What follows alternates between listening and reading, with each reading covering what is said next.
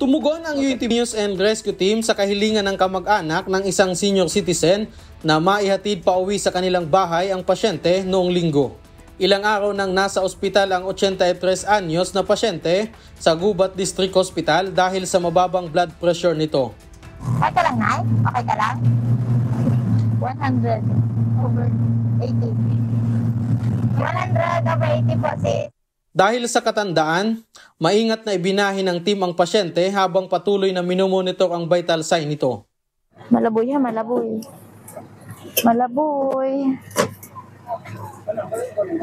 Sige, ang payo. Wait lang po muna, ayaw mo nan. Brad, baba ka na po.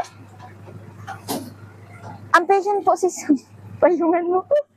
Pagkatapos ng halos 1 oras na biyahe mula sa ospital, ay ligtas na nakarating sa bahay ang pamilya at maihiga sa maayos na higaan.